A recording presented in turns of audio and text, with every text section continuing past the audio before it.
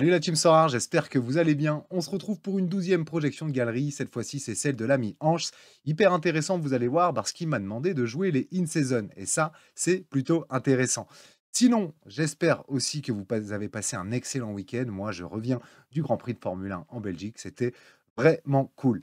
Attention, grosse surprise, en fin de vidéo, en conclu, je vais vous faire un petit rébut pour fêter mes 1 an sur YouTube. J'ai décidé, bien entendu, de faire à chaque vidéo que je vais sortir jusqu'à vendredi, il y en aura 3, et ben, je vais vous faire un petit rébut pour que le premier qui a la bonne réponse en commentaire de cette vidéo YouTube gagne une carte. La carte, je vous l'annonce, c'est celle d'Abicher. Elle a été gentiment offerte par Fab Pep du Discord de Fab Sorar également, qui pour l'événement m'a offert des cartes à redistribuer. Donc ça sera Abicher, le Suisse. Vous allez voir que c'est pas anodin ce choix-là, et c'est pas anodin non plus ce maillot-là. Petit indice, mais dans tous les cas, rendez-vous dans la conclue et une seule réponse autorisée par personne. Bon courage. On attaque tout de suite la projection de galerie de l'ami Anse. Avant de commencer, voici la galerie de Anse, 131 cartes limitées d'une valeur de galerie à 550 euros, on va arrondir. 46 cartes gagnées, il s'est inscrit le 30 septembre 2022. J'ai rempli, bien entendu, le petit fichier. Et voici ce qu'il nous dit. Il suit beaucoup de championnats, que ce soit le Japon, la Chine, la Corée, l'Amérique avec la MLS et l'Argentine. En championnat européen, la JPL, la Ligue 1 et la Liga. Et stack ou non, je lui ai demandé, il me dit de base plutôt non, il aime beaucoup ce côté scouting avec le nouveau gameplay, ça lui paraissait important quand même, donc il s'en montre quelques-uns, notamment celui du Racing en Argentine. Sinon, il fonctionne surtout avec des half-stacks défensifs, c'est-à-dire gardien plus défenseur. Les compétitions jouées, il joue la Contender et la Challenger en in-season et en classique. Il a joué beaucoup les caps également, peut-être aligner une ou deux équipes en E23, c'est ce qu'on verra. Son ambition, aller chercher son premier podium sur Sorare, prendre du cash en in-season un maximum jusqu'à novembre-décembre, fin des championnats argentins et MLS, afin de pouvoir compléter son roster avec des équipes de championnats européens, la Belgique, l'Autriche notamment, qui auront baissé en prix en in-season. Il l'espère, mais je pense. Pour pouvoir jouer jusqu'à l'été, préparer la prochaine saison de MLS et d'Argentine. Division privilégiée, principalement la Challenger et la Contender en in. Hyper intéressant, voici l'état des lieux de sa galerie. Effectivement, en championnat Europe, il a que 18 euros. Sinon, en Challenger, 202 euros et en Contender, 257 euros. Je suis venu mettre aussi, pour moi, tout ce qui traînait un peu dans la galerie, hors justement ces championnats que vous voyez ici, JPL, MLS, Brésil et Turquie. Autriche, Calic, J-League, Argentine, Chine, la L2 et la Liga 2. Sinon, pour le reste, c'est plutôt des joueurs d'autres championnats. Voici ce que ça donne au niveau de sa feuille de route. Je suis venu mettre, bien entendu, ici, 2 équipes in en Chal, 2 équipes in en Contender, et quand même 3 équipes Chal, 3 équipes Contender et une équipe U23 sûre, peut-être une deuxième en fonction de comment il écoule son stock. Le stock de joueurs qu'il a, parce qu'il a quand même pas mal de cartes qui traînent, l'ami Hanche. Je suis venu, bien entendu, faire l'exercice. Ça m'a pris un peu de temps d'aller tout verrouiller, mais vous voyez que j'ai progressé, hein. Je suis venu ici mettre beaucoup plus facile plutôt qu'écrire oui. Il y a juste à cliquer. Donc, quand tu filtres ici, hop, déjà, tu as tous tes joueurs qui apparaissent ici. Je ne vous ai pas montré non plus, hein, mais si vous déroulez, vous avez la saison de la carte, par exemple, ici. Et sinon, si vous déroulez ici, vous avez plein d'infos, hein, sur vos cartes. Quel level elles sont, le nombre d'XP, les XP qui manquent pour passer au level supérieur, et si vous avez déjà utilisé des level up dessus. Donc ça, je ne vous l'avais pas montré jusqu'à présent, je crois, mais je les masque pour rendre le tableau un peu plus lisible. Donc, j'ai bien entendu trié ici et on va commencer par là. Ça te fait un total, je le mets ici, 83 euros de joueurs à vendre. Je pense que ça peut venir monter la qualité de ton effectif, bien entendu. Je suis venu mettre ici en vert tous les in-season que tu avais déjà, ok. En rouge, moi, comment les joueurs que je te conseille pour aller compléter le roster. Mais on va regarder ce que ça donne dans le détail. Donc, en équipe 1 et en équipe 2, j'ai vu que tu avais pas mal de in, effectivement, en MLS. Donc, pour l'instant, tu vas pouvoir les jouer encore, hein, en in-season, ces cartes-là, en MLS, bien entendu.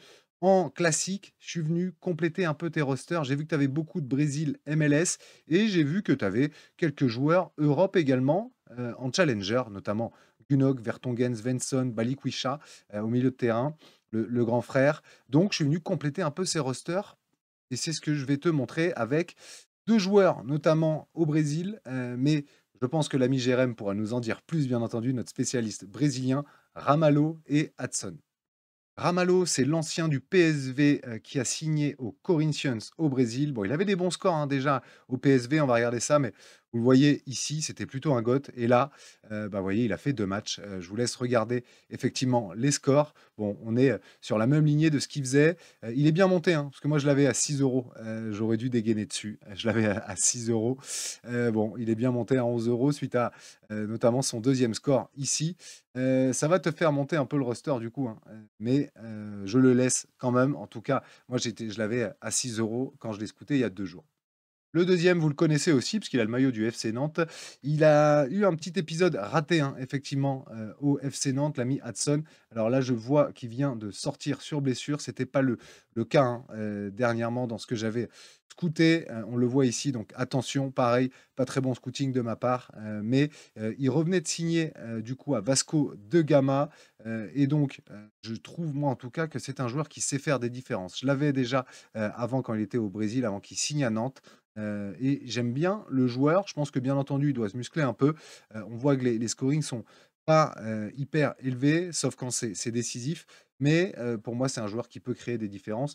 Il faut voir la nature de sa blessure ici, mais à 2 €, en tout cas, je pense que c'est un jeune joueur encore. Il a eu 23 encore une année d'ailleurs, et j'aime beaucoup le profil, c'est-à-dire des ailiers comme ça, dribbleurs et qui provoquent.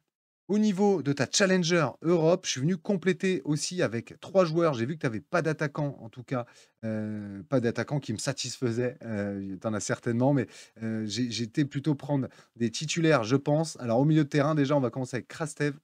Il m'a pas mal plu ce joueur parce qu'il a eu 23 encore pendant 2 ans. Alors oui, il n'est pas dans une équipe dominante, hein, en Eredivisie, mais par contre, il est bulgare et regardez ses scoring dernièrement. C'est un joueur qui est jeune encore.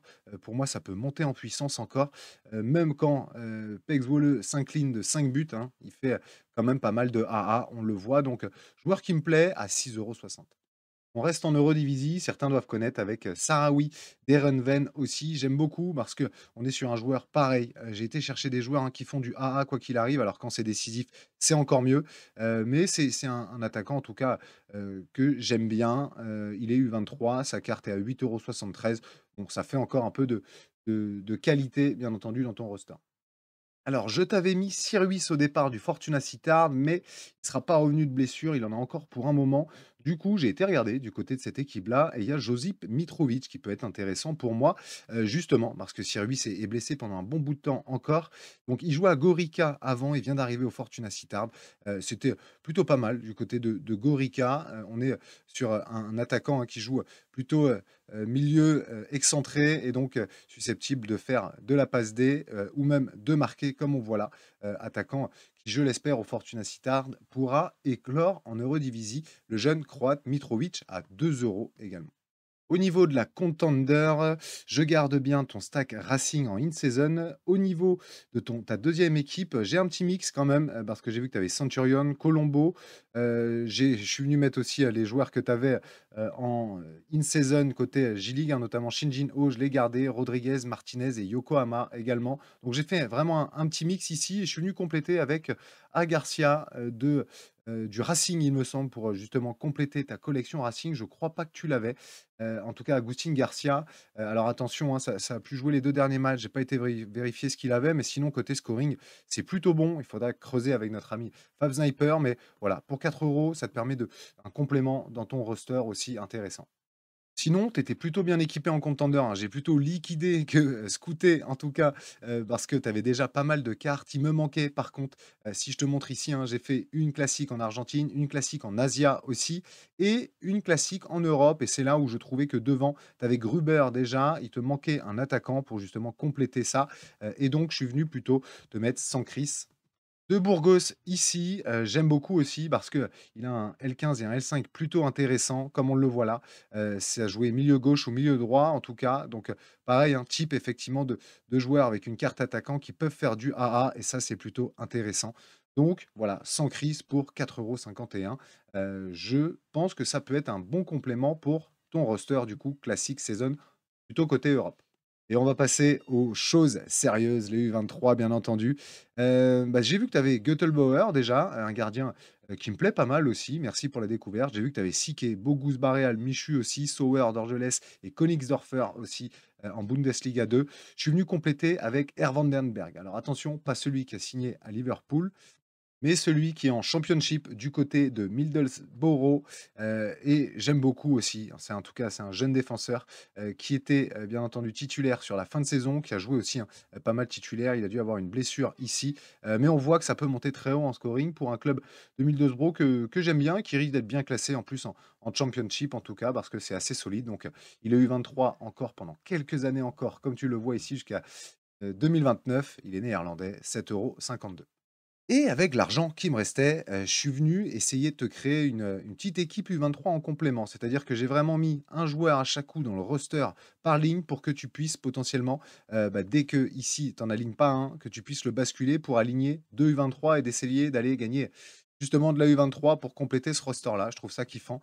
En gardien, j'ai trouvé Maguna Goïta de Eibar. Alors, j'aime beaucoup parce que, Eibar, en tout cas, c'est assez dominant en Liga 2 espagnole aussi. Lui, il jouait à Amorebieta. Il a été élu, je crois que c'était l'un des meilleurs gardiens de Liga 2 l'année dernière. Là, il vient de signer à Eibar, et sur les amicaux, ça a l'air d'être lui le titulaire. Donc ça, c'est plutôt intéressant. Moi, vu son prix, hein, déjà aussi, c'est en train de monter pas mal. Je l'ai acheté en rare, à 160, je crois. Donc, je l'ai acheté en rare parce que je pense que ça peut être un très bon gardien U23, que pour une année encore, mais très bon gardien U23. Son prix a monté un peu, hein, par rapport à quand j'ai scouté il y a 2 jours décidément.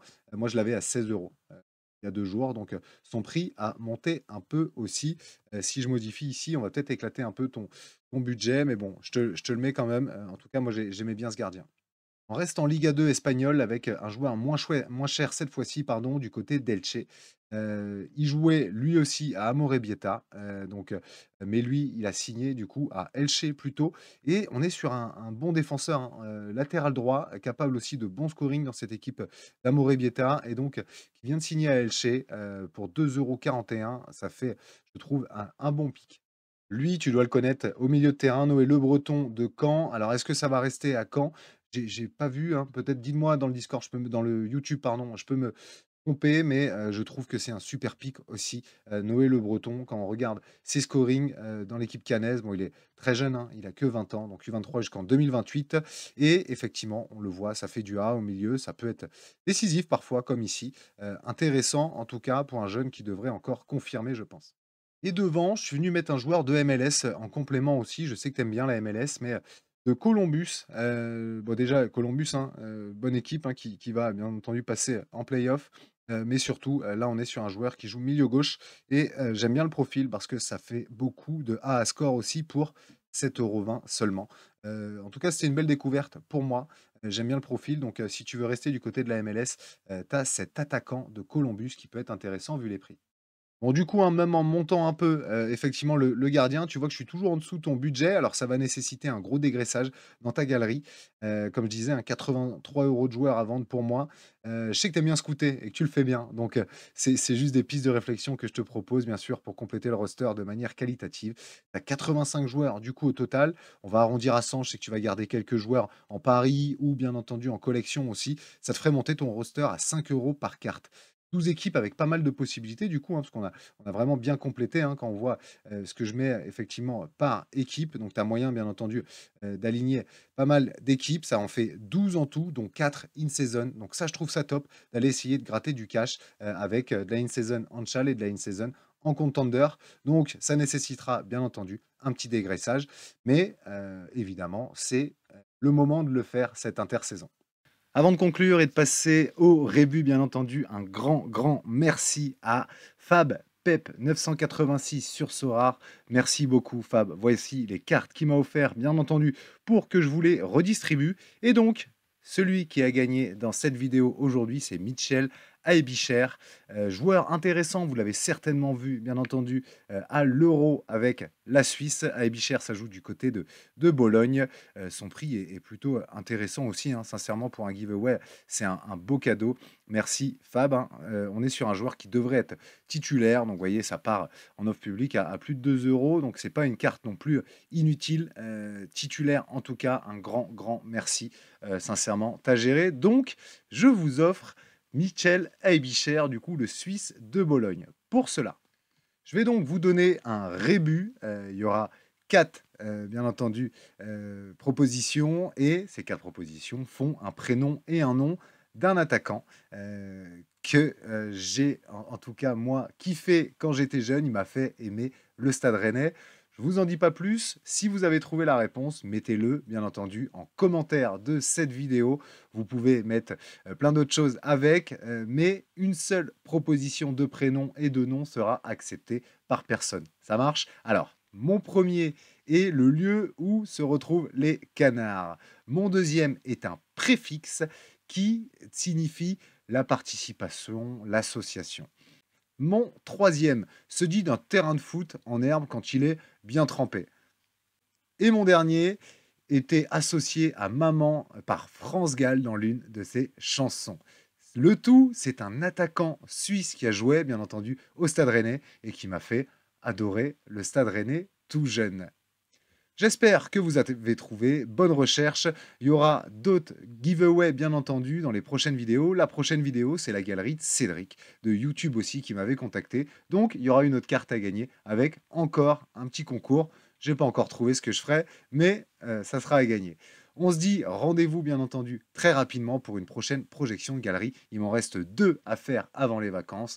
Donc, vous risquez de me voir très souvent cette semaine sur YouTube parce que j'ai un épisode aussi du Blabla Sorare et puis j'ai ma vidéo de vendredi pour fêter mes 1 an sur YouTube où là, on essaiera d'offrir pas mal de cartes avec du repost Twitter, etc. Pour fêter ces 1 an-là. Je vous dis à très vite les amis et si vous avez trouvé, bah, félicitations. And I've always been DTP, I've never been CLB like